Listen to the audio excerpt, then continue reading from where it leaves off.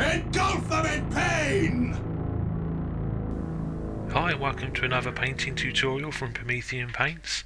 Today I'm going to be showing you how I painted my Darnath Lysander from the Imperial Fists. So with the airbrush, I base coated the model with a white primer, just a standard white primer, and then airbrushed over the top of it with the AK Black Red, which will give us a nice contrast to their yellow armour. At first it will look quite garish what we're doing, but it all blends together once we start applying some other colours to the model.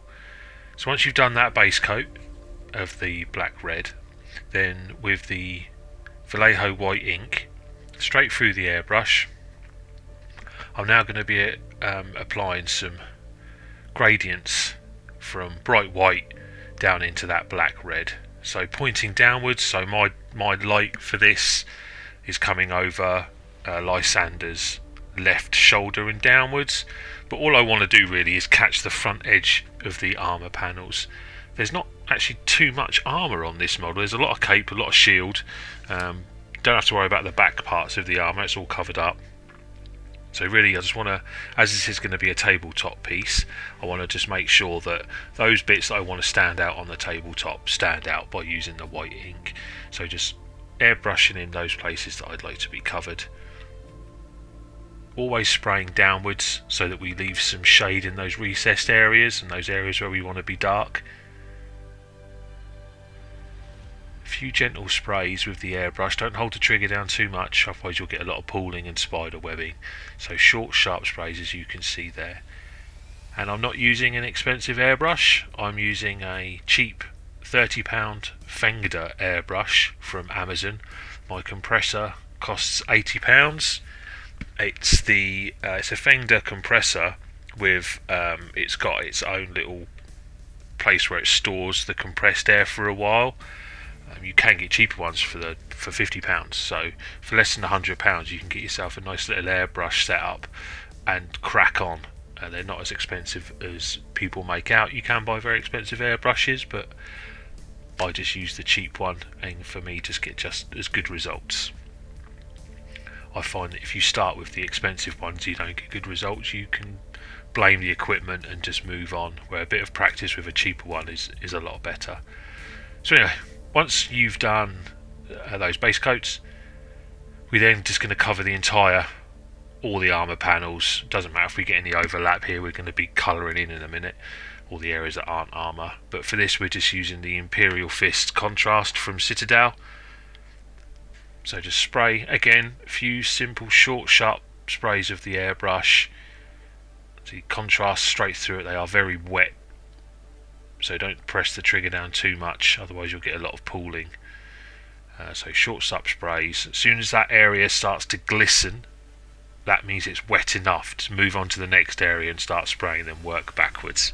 So a few sharp short coats is all that's needed. You could do this with dry brushing. There's nothing to stop you doing that. So you would paint this for the first couple of coats as normal, and then almost as the current thing with slap chop, dry brush over the model with the white ink, or you could go from a grey to a white and then paint over with the Imperial Fist yellow. Now yellow is a hard colour I found to paint, but through the airbrush it gets rid of those problems. So if you are painting an Imperial Fist army and your armour is taking a long time to paint, perhaps invest in an airbrush, and this is real time, we've been doing this in less than 5 minutes. You've painted the armour completely. So imagine that across a unit of 10. It takes no time at all. So once that yellow's done, I've just skipped forward in time. I've just gone over all of the areas that aren't the armour in a matte black. I use Army Painters, the War Paints Fanatic matte black, but any matte black will do, like a Baden black. Try and get a matte black, with not too much of a shine. It just helps. The shine, sometimes paint can smear off it, whereas a matte black, the paint adheres nicely to it. So this next stage we're actually going to be adding the inner glow from inside, because he's not got his helmet on, so I like to add a glow from inside the helmet. And the actual model for this one, the sculpt, there's a couple of little dots on the left and right hand side, just there where I'm spraying, and some tubes that run in to near his face. So I just imagine those are the points where the light is coming from. So you can see there I've really specifically hit those three areas, so it's intense white, then the natural gradient of the white that the airbrush provides spiralling out to the other areas. Then grab some green stuff with fluorescent red, a little bit of water into the airbrush as well, give it a good mix, as they can be quite thick, these fluorescent paints. And now, like we applied the contrast paint, short sharp bursts, and apply this fluorescent red, moving around. As soon as you start to see it shine and glisten, that's your key to move on to the next one, and just keep applying this red until you've got a nice coverage. All that white has gone and it's covered with a nice intense fluorescent red.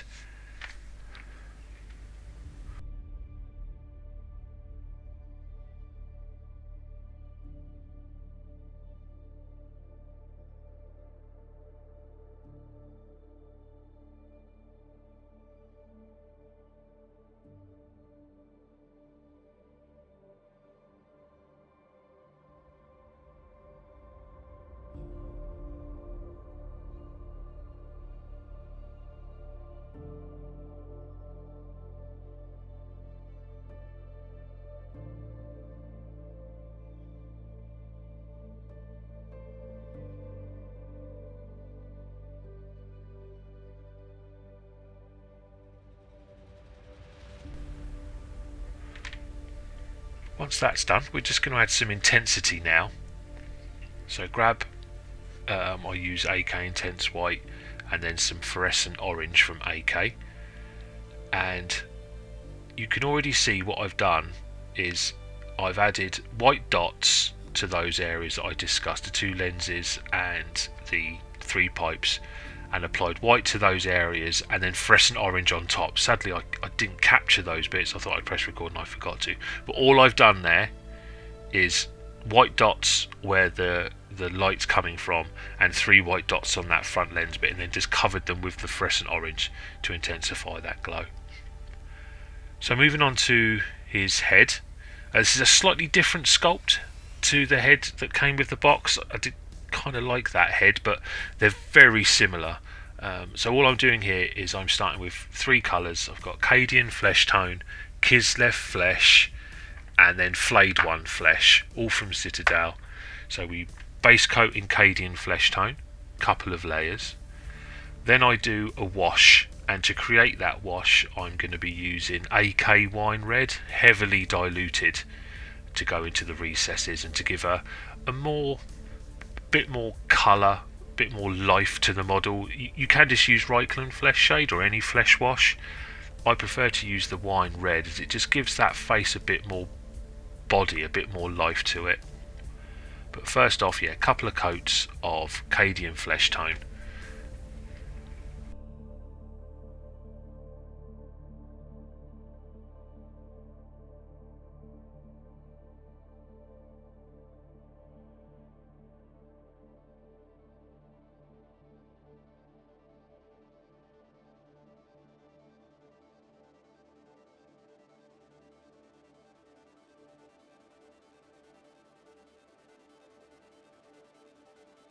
So when it comes to the wine red wash, as a mouthful, it's 1 drop of wine red and probably 10 drops of water, heavily diluted. It's a very pigment rich colour.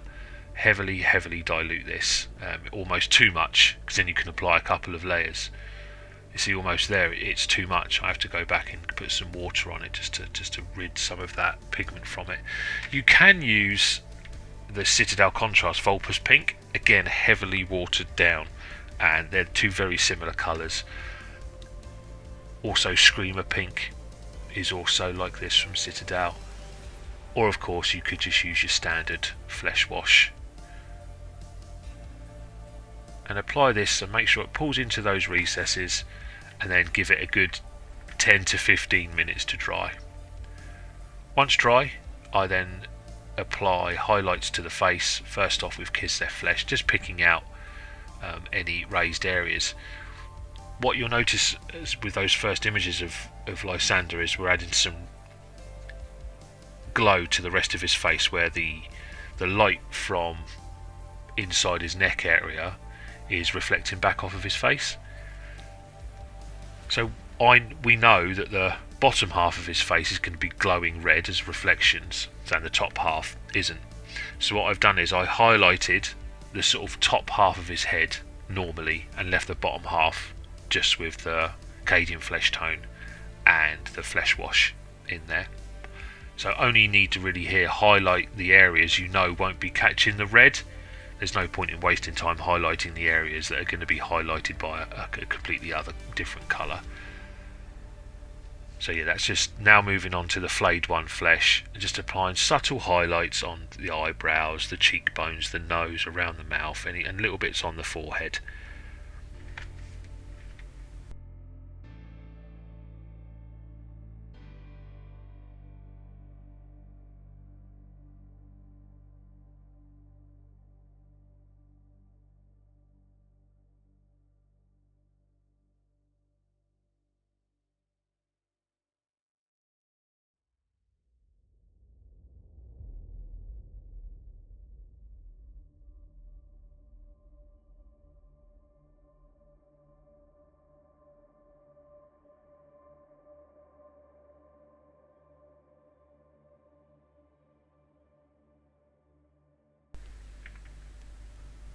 Right, now to apply some of that red glowing effect, we're going to be using AK Blood Red, which for Citadel would be Evil Sun Scarlet. I've thinned this down, probably a 50-50 mix, maybe 60-40 in favour of Blood Red, and we're almost glazing, a bit thicker than a glaze, the paint onto Lysander's face and the sort of technical bits on his head. As this is almost a glaze, when you remove the brush from your model, the paint more paint is left where you remove your brush. So we're pushing the paint downwards and then lifting the brush downwards, so that the paint is pooling, so there's more pigment, more colour where the light is. If the light was at the top, we'd be pushing it upwards, but the light is at the bottom, so we're pushing it downwards. And we're just, as you can see, I didn't put very much on my brush because it's a glaze, it goes a long way. And just keep adding more and more layers until you get a nice consistent transition from the flesh down to almost bright red. Very subtle, but do it with glazes. Don't do it with the paint straight out of the pot, otherwise it will just look like a red tattoo on the side of his face. With the glaze, some of that flesh colour is still coming through.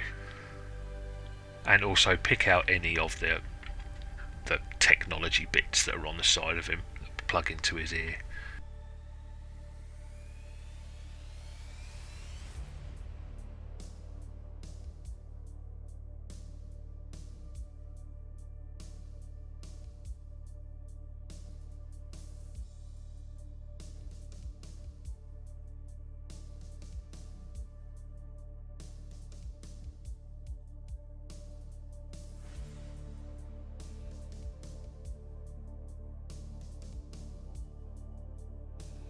With a little bit of white, what I'm doing here now is I want to just pick out the points that would be the most reflective.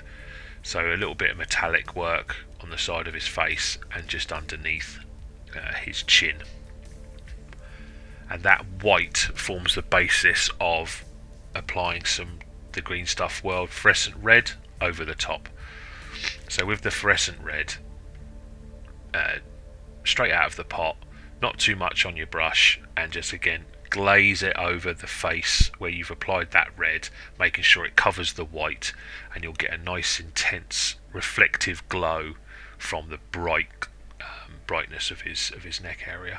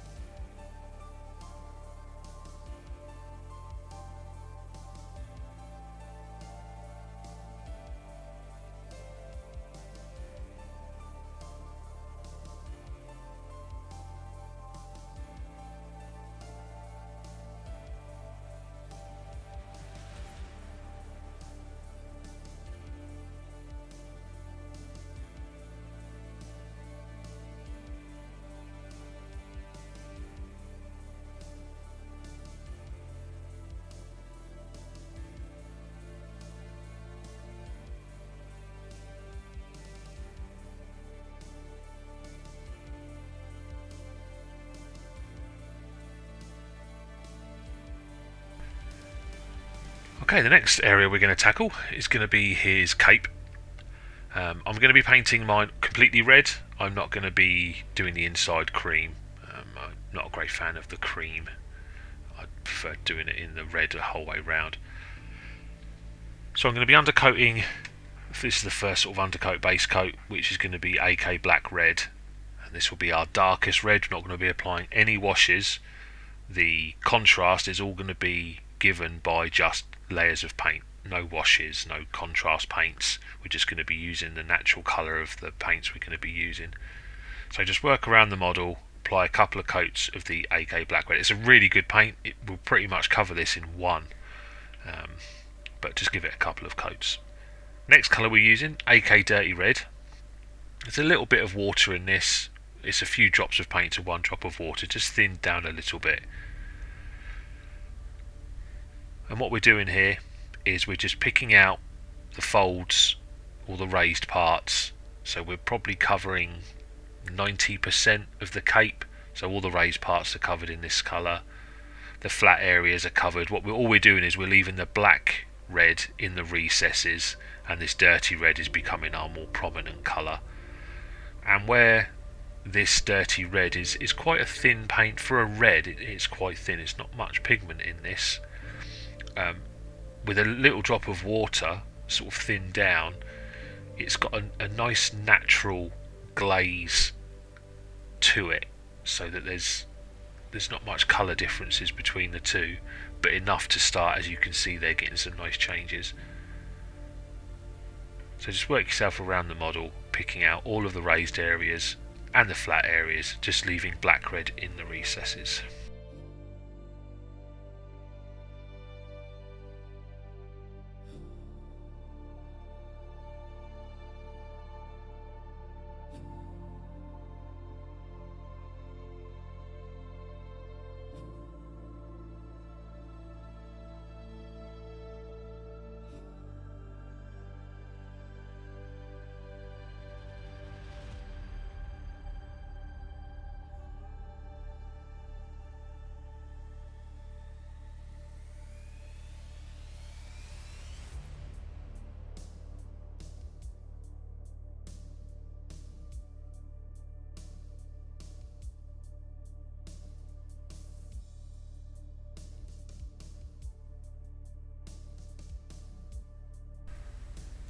Okay, next up we're moving on to Deep Red by AK. Again, little drop of water in there as well. And now we're just doing exactly the same process, but not as much. So picking out all of the raised areas, but leaving some of that dirty red showing. So we're sort of edge highlighting on these bigger folds, but then just focusing on the more raised areas, so that it will go deep red, dirty red, black red. So where you want your brightest reds, have this colour. Again, where it's quite a thin paint and you've thinned it down as well, you'll get a nice natural transition between the three colours. If you're finding it's too garish, there's too much of a jump, just add a little bit more water. You could mix the two together, but where these paints are so close, when you mix them, there's not much difference anyway. So it's more applying a few more drops of water, helps blend them in, and then applying a few more coats. So when you're thinning the paints down, you're not adding as much colour to the model, so you do need more and more coats. But always remember, you need to reduce the size of those coats. So if you're covering 50% on the first pass of the glaze, then only cover like 40% and then 30% and then 20% and then 10%. So the intensity grows the further down. Otherwise, all you're doing is applying multiple layers to the same spot. You'll get the same blotchy finish. But this cloak does give you room to practice. If you make a mistake, don't worry. Just paint back over it in black and start again. It's just paint. We all make mistakes, and this is a good one to practice on. There's a lot of flat area to work with. So if you find you've made a mistake, just to correct it, just paint back over it with the base coat and start again.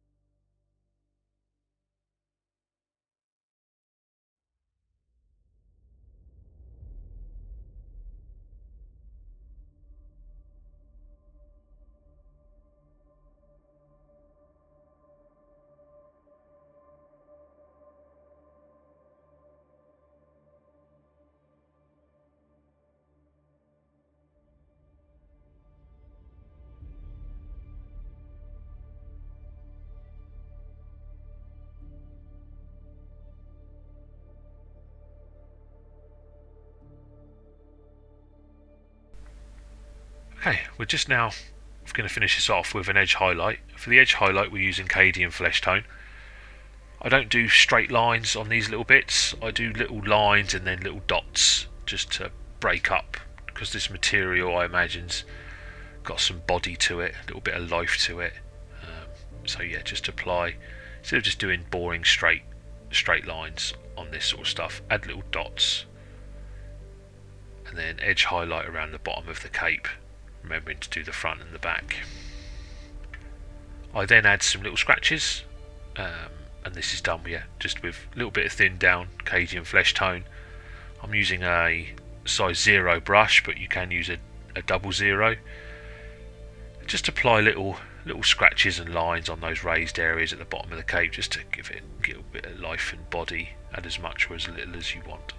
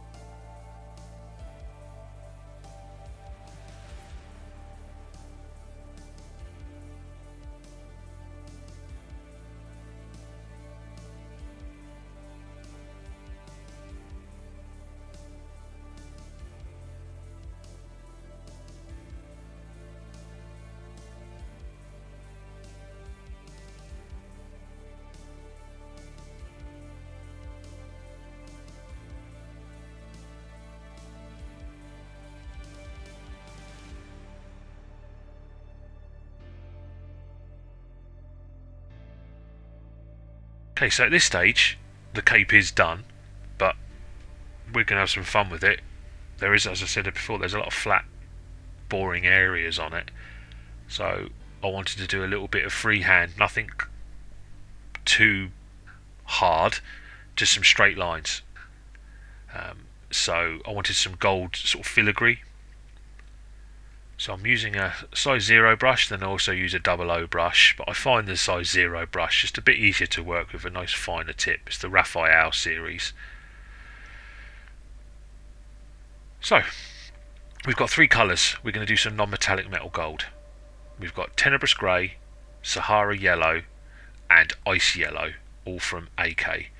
First stage is we're going to be doing our shapes.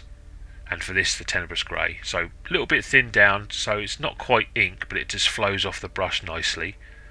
Holding, now I have quite a shaky right hand, so don't worry about that. Just hold the model in a good position, put the tip of the brush, and then just pull downwards and draw yourself quite a thick line. I'm a few millimetres in, I'm not right up close to the edge. And you'll notice whilst I'm doing this freehand is I create start and finish points. So where the line is distance from the edge, it's sort of recessed in. I know that I can make a couple of marks and that's where I've got to colour in. So it's just 2 straight lines next to each other, parallel of each other, and then colour in the middle of it. And I do this all across the model. The hardest part really for this was the area up around the arm holding the axe, where it's curved right around. But you just take your time, follow the principles, do your 2 outlines and then fill in the middle. And use a nice inky paint. You could use a Baden black for this, but Tenebrous Grey is a nice colour as a shadow colour for the non-metallic metal. You could of course use metallics straight out of the pot, but they're hard to work with when doing a bit of freehand. It is possible, but it'd probably be worth doing this stage anyway first, doing your outlines with a non-metallic colour and then using your metallics. So you would use like Balthazar Gold or something as your base colour, and then highlight it with Retributor Armour and Stormhold Silver. But I sometimes find on this model we're doing non-metallics across this whole model, and so it made sense that his cape was painted in that way as well. So yeah, just work around. None of this is cut now.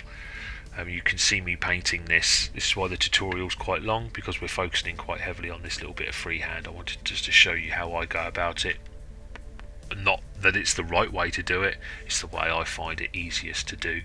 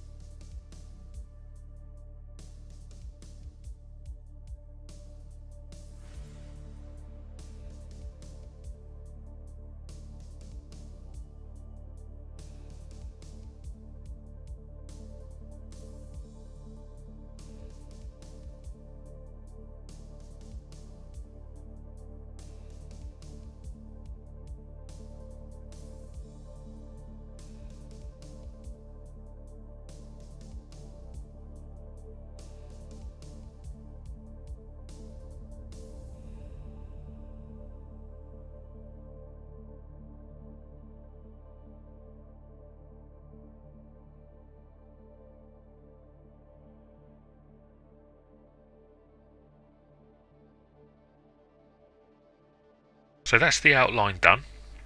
We're now going to create a sort of mid-tone. There's a number of tones. We'll say this is a mid-tone of our gold. So this mixing Tenebrous Grey and Sahara Yellow together give a really nice dark brownish, greenish, purpley sort of colour. And it's a great base colour for the gold itself that we're going to be applying. So what I'm doing now is I apply this over about 90% of what we've just painted. I only leave the Tenebrous Grey showing in the deepest recesses. So just overpaint the line you've just done in this mid-tone colour. And this gives us our nice standard base for our gold. So it may seem like double the effort, but this is, at this point, if you were trying to paint this colour over the red, it would be quite tough. It'd be a bit brighter. I wanted to use the Tenebrous Grey because that will give us our deepest recess shadow colour.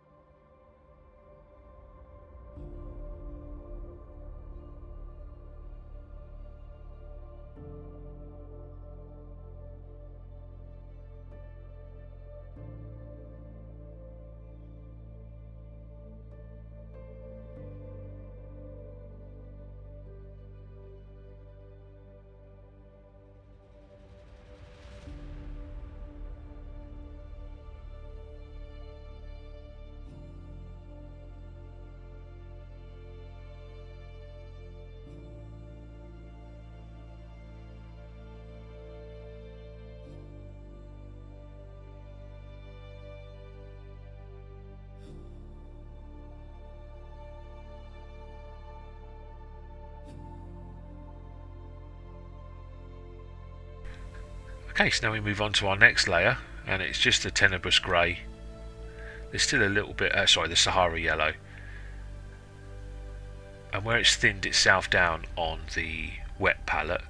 So now, again, this is a sort of critical step now, where I outline all the lines. So this is almost like you would call it an edge highlight, in a way. We're just picking out all of the edges with this colour, and then where you want your brightest points of the gold to be, just painting that. I'm probably covering again 60% of what we've just painted in the mid-tone with this colour, and then adding a few more layers to the bright points where I want to be brightest. So on any ridges, any bits that would stick up, anywhere that would naturally catch the light based on its shape, just pick those out with this Sahara yellow, and then apply more and more of the Sahara yellow over a lesser area, intensifying that effect.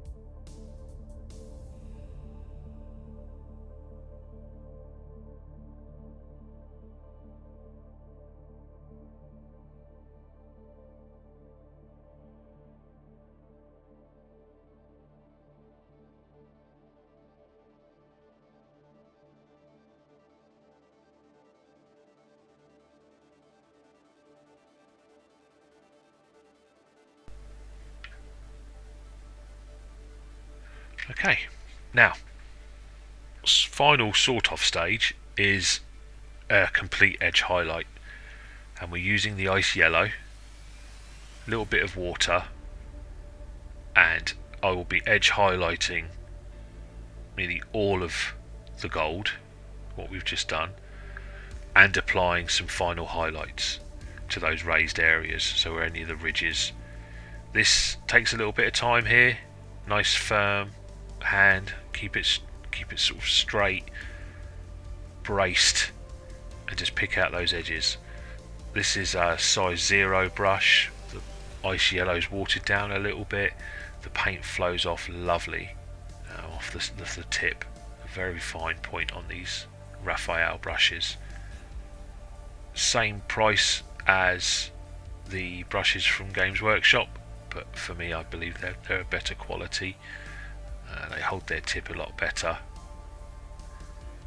You can still use the artificial brushes from Games Workshop, but I find these are just a slightly better quality and not as expensive. So yeah, as you can see now, I'm just working on my way around, pretty much edge highlighting everything and just doing small highlights. Don't want too much. If there's too much of a highlight, you'll lose your contrast. You need to have dark areas to have light areas, and you need light areas to have dark areas. So just where the cape would catch the light, as you saw there, just a few simple lines.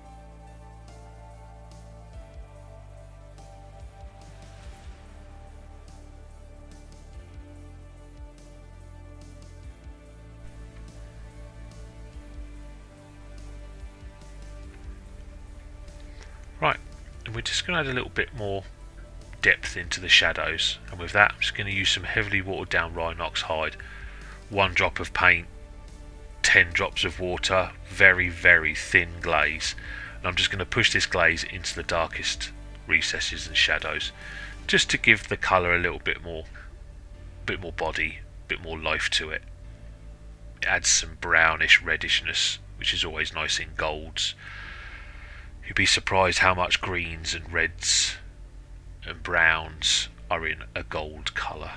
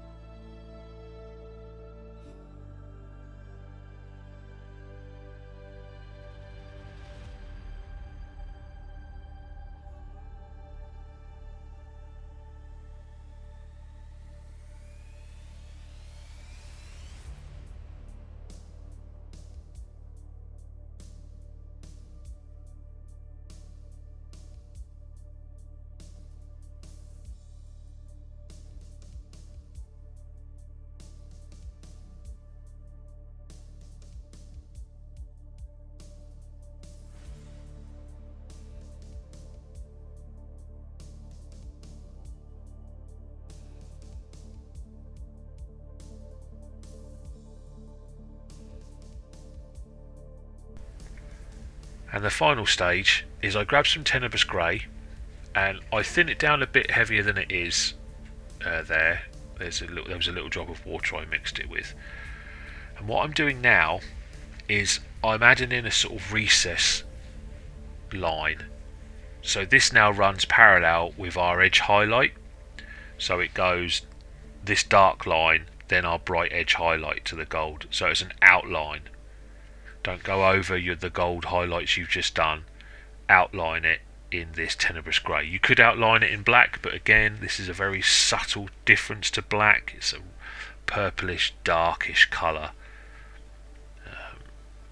And so yeah, you need to do this across the whole. This lifts the freehand that we've done. It sort of lifts it off the model a bit, adds a bit more body, a bit more shape from the cape itself to how it originally was, and it makes your bright points even brighter. So you've made something brighter by making the surroundings darker, and we are making our darker areas darker by the surrounding areas being brighter. It's a trick of the eye, but it's done with just a few brush strokes as we're doing here.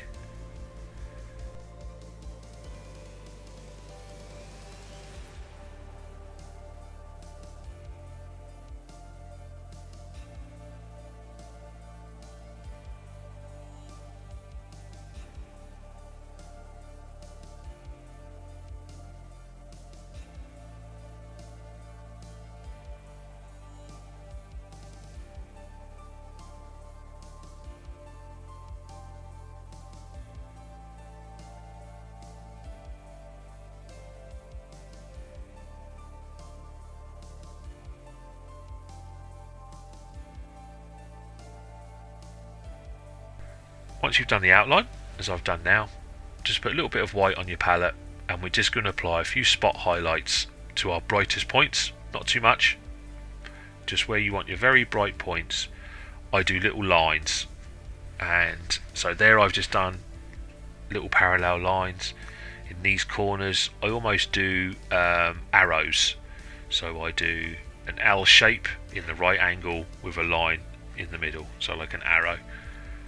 Don't just do dobs of paint, try and make little shapes with your highlights, as if the sun is catching on something that's not perfect, and it again just gives your cape a bit more life, a bit more vibrancy, something a bit different than just your standard lines or dots for highlights. And that's it. That's the cape finished. If you wanted your gold a bit more yellow, you could apply a thin wash of the contrast Iandan yellow, but I didn't do that here because his armour's yellow. So if you start making your gold too yellow, then you start getting a bit of a mix between, well, is the armour gold, is your freehand gold, which is why I kept it those brownish, reddish colours.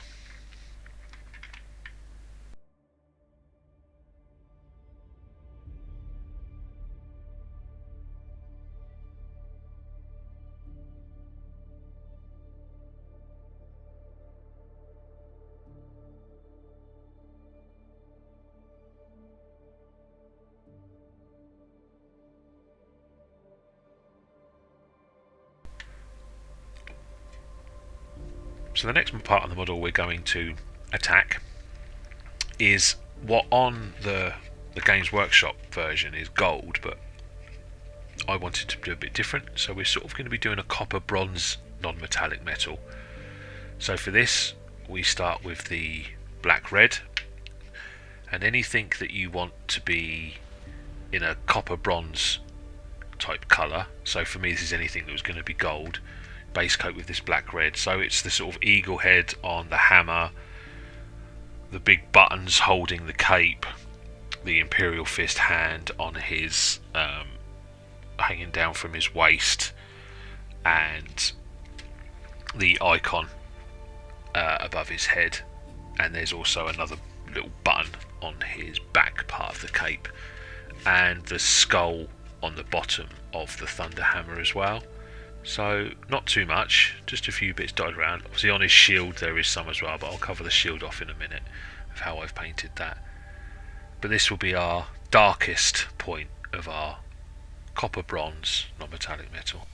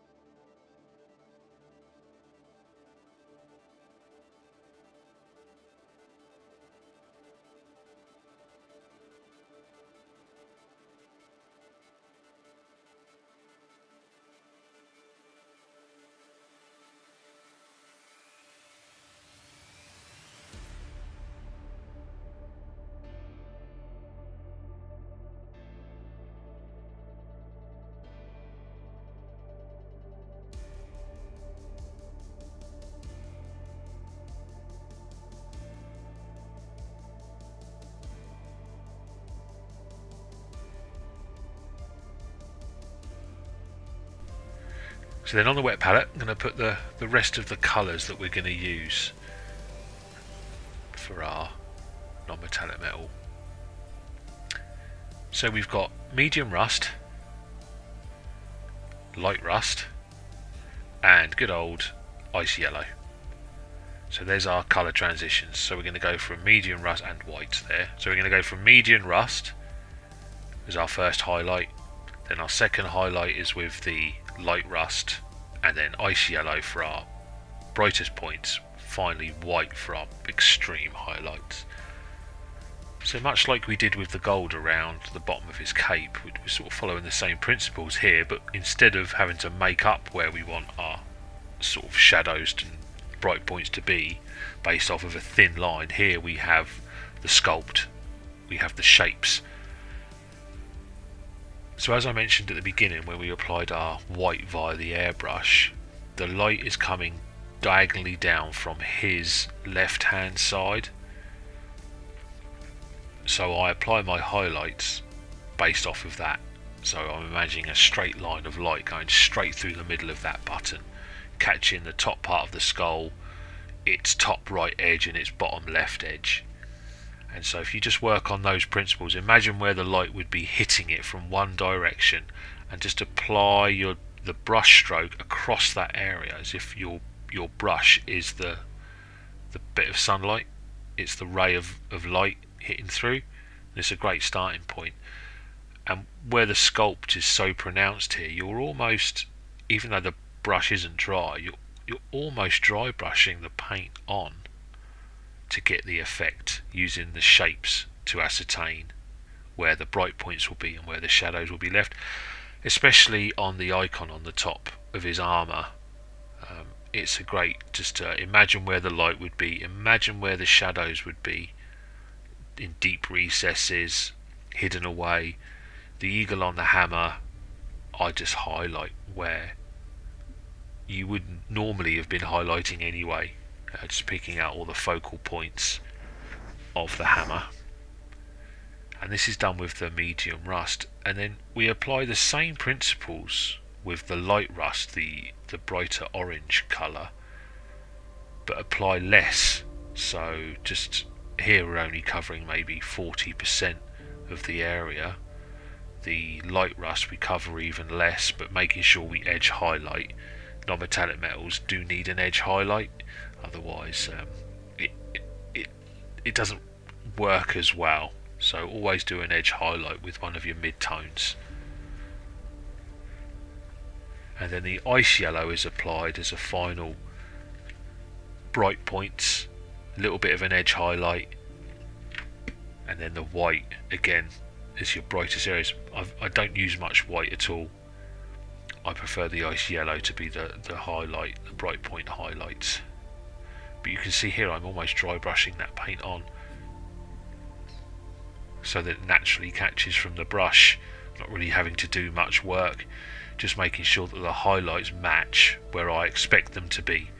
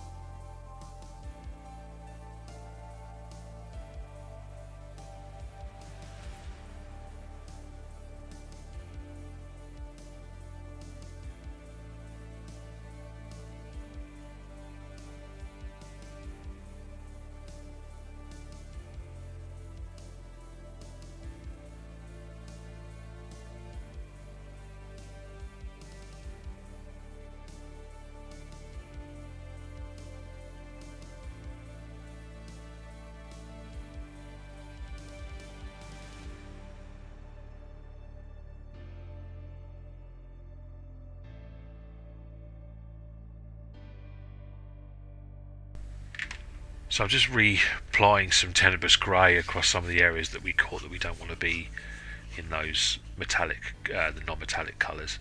So we're just going to move now onto the silver, sort of steel, non-metallic finish. So for that I've got three colours. So it's Vallejo Basalt Grey, the Vallejo Silver Grey, and then some pure white at the end, and the mid-tone there. So we've got three colours on the wet palette. Right now I'm trying to hunt for the bottle. So it's Basalt Grey, and then AK Graphite, and Vallejo Silver Grey. So there we've got Basalt Grey, Graphite, Silver Grey, three colours.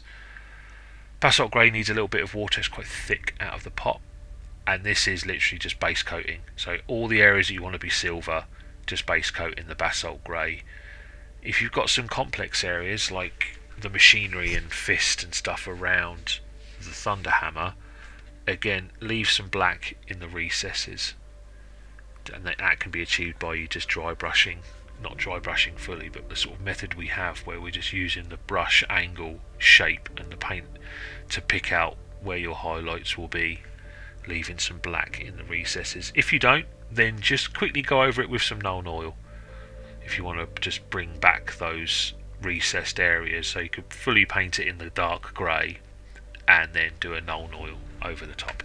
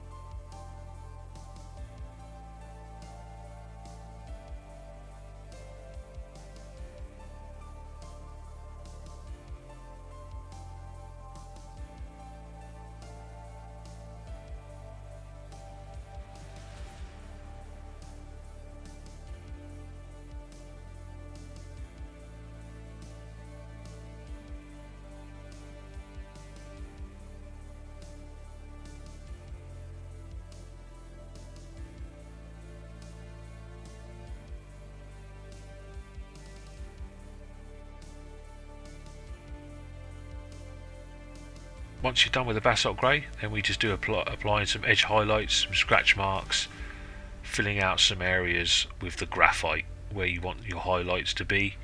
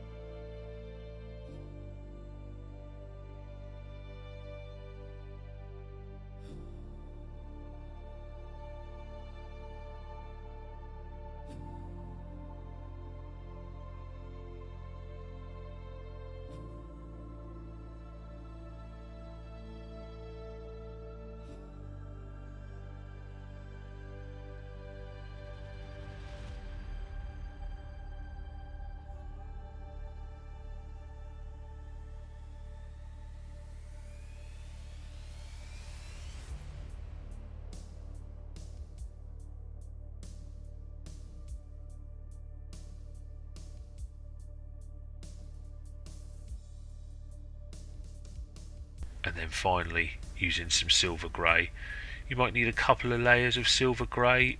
It's very bright when you first apply it, but it does ever so slightly dim when it dries. So I always apply 2 or 3 coats of silver grey, applying less the more coats, so you get a natural gradient applying. And again, edge highlight with your silver grey around most of your silver work.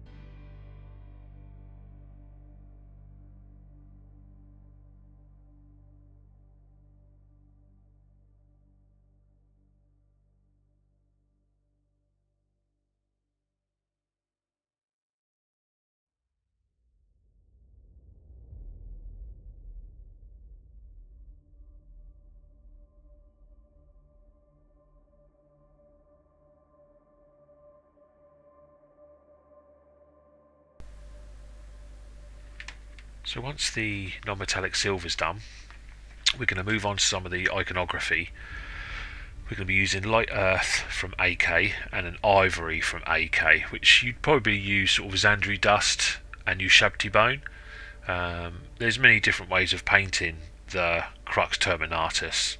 Some go for grey, some go for bone. I'm going for a sort of bone type finish really on these, a sandy sort of finish.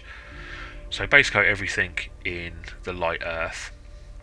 Then I apply all over some Nuln Oil just to pull out those recesses and shapes, and then do a subtle highlight with the ivory, just picking out some of the finer points, some of the edges, pop tops of the skull, the eye sockets, and a few of the edge points of the Terminatus itself. Very straightforward.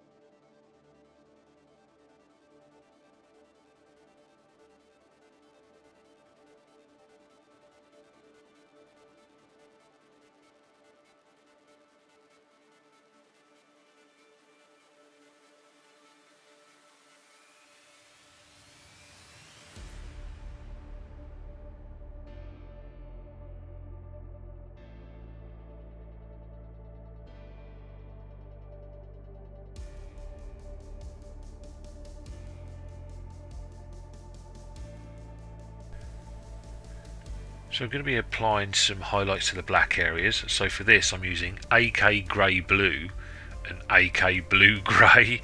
So the grey blue is the darker, the blue grey is the lighter. And so anything that's black, which is usually it's the Imperial Fist logos that are black on this. There are some of his armour bits could be black as well.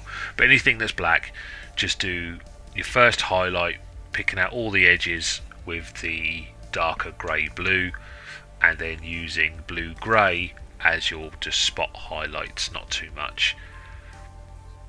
Any greys from Citadel will work, as long as try and use colours that aren't the colours you used for the non-metallic metals. If you didn't do non-metallic metals, then you can use those colours that we've used for the non-metallics. It's just when you're doing non-metallics, you don't want other areas to look like non-metallic when they're not. Which is why I'm using sort of dark bluish greys to highlight the black.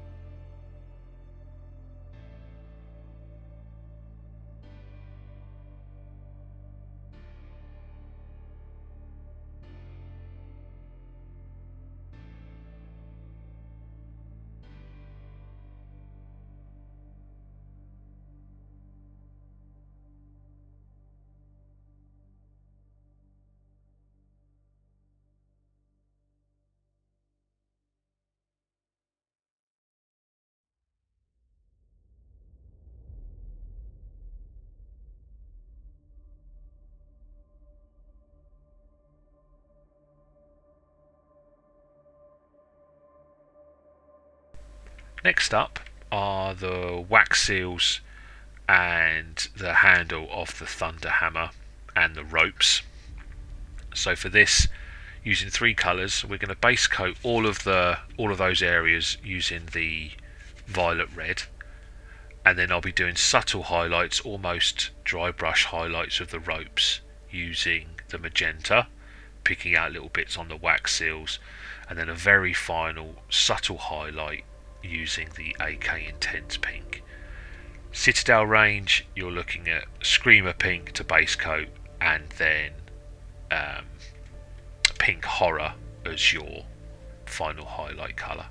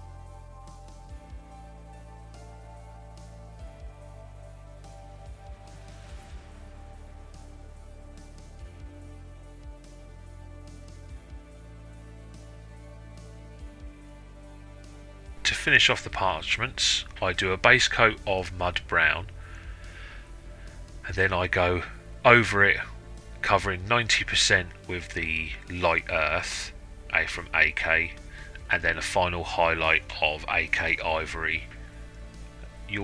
If you're looking at Citadel range, you would probably do a base coat maybe of a Steel Legion drab, highlight it with a Ushabti bone, and then a final highlight of a sort of screamer pink. Screamer pink, sorry, not a screamer pink, that would be insane. Screaming skull would be the colours. You're just looking at dark browns to ivories, and just follow the shapes of the parchments. The bits that stick up, apply your highlight. The bits that are in the recesses, leave as the darker colours.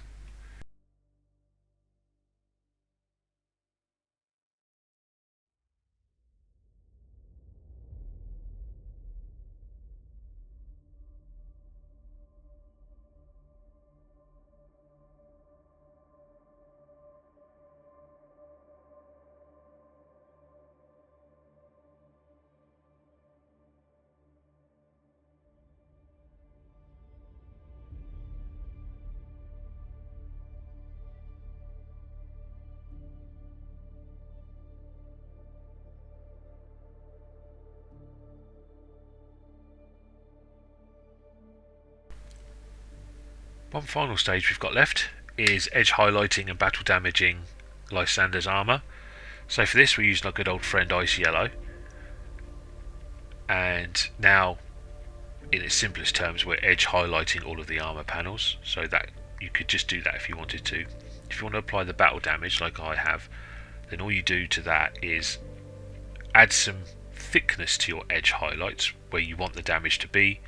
Add some scratch lines, some bullet holes. The bullet holes are simply just almost star-shaped blobs of paint on the armour, and that forms a basis of your battle damage and edge highlighting. So as I said, at its principle we're just edge highlighting here with Ice Yellow, and then making it thicker, wider, scrapes, scratches, holes where you want your battle damage to be. I've got many videos on battle damage. Pretty much all of the Space Marine models I do have battle damage. So some of the ones for the Dreadnoughts go into quite depth showing you how I do it, but across all of them it's simple. It is just a thicker edge highlight with scratch lines and bullet holes added. Some big, some small, dependent on the size of the model and how battle worn you wanted them to be. For Lysander, it's a few bits and bobs. Again, there's not much armour on the model to apply much damage with. Again, the battle damage is optional, but if you were just looking to edge highlight, then in Citadel range this would be Dawn Yellow you'd use instead of Ice Yellow, but the AK Ice Yellow just flows a bit better. Dawn Yellow is a bit wet, whereas Ice Yellow's it's got a nice body to it.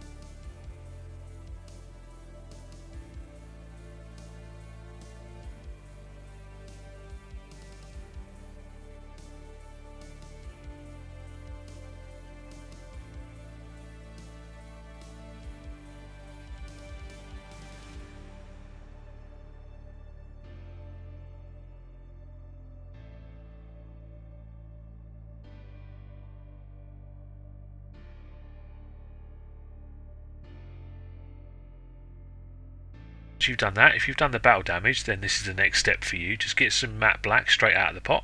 You could use Rhinox hide here, adds a different bit of tone to the under armour areas, but all I'm doing here is with the black filling in those areas that you've done as battle damage, always remembering to leave a little bit of the ice yellow showing, so the ice yellow is the highlight to the damage.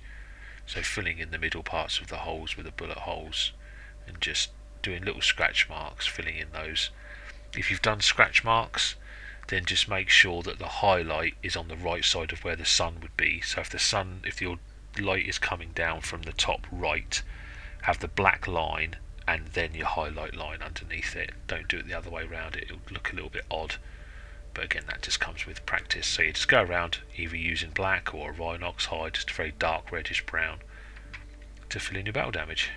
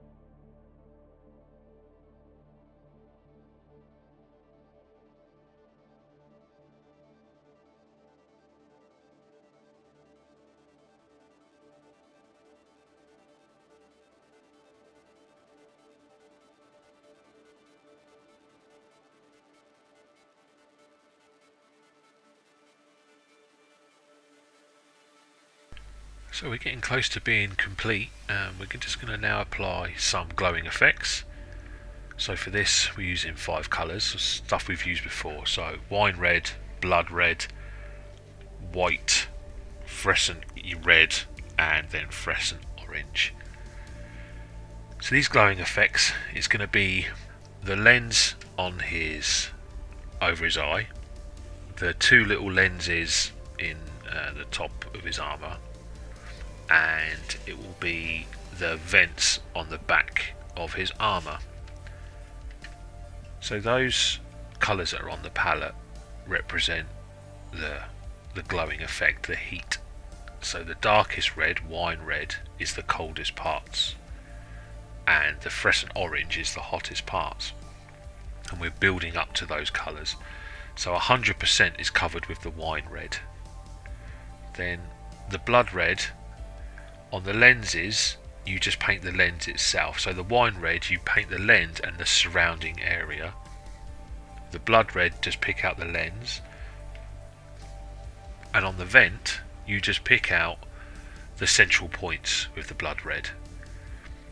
Then the white, you just pick out where you want the intense glow to be coming from. So on the lenses it's a dot in the middle or in a top corner somewhere, and on the vents a few little dots in the middle, and then you just go over those with the fluorescent red and then a tiny little dot of fluorescent orange where you originally painted the white.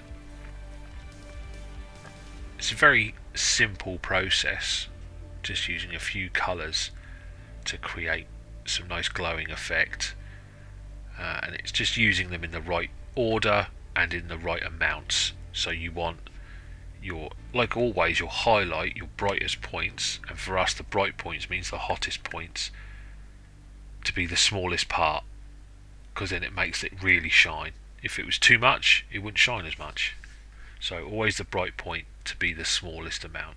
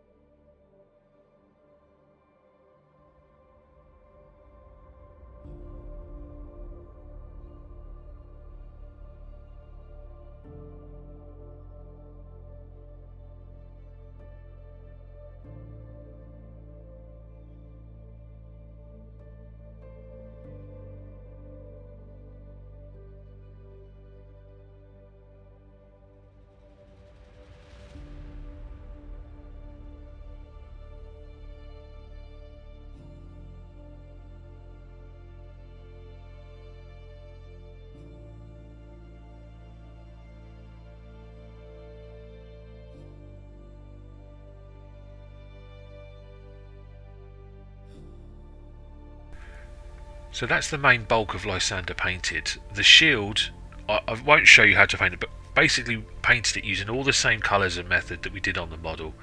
So the bronze, copper, gold work, non-metallic metal is used in the same colours. The filigree is the pinks we used for the ropes and highlighting the black, and the parchments, the same colours we used for the parchments. On the back of the shield, just another glowing effect. I painted the little screen in pure white. I then used the airbrush to create a gradient effect, a halo around that white, and then just where the green would be bouncing back off of the armour, just added a couple of little sprays of Vallejo White Ink onto those as well. Not too much, very subtle. Then with some AK fluorescent green into the airbrush, then just a few sprays covering all of the white, and this comes out quite wet. I hadn't cleaned the airbrush out properly, there's still a bit of water in the bottom, but just some gentle sprays that we've done before cover all of the white with the fluorescent green, remembering to catch those bits on his armour just to give some background effect of that green reflecting off of his armour at the closest points.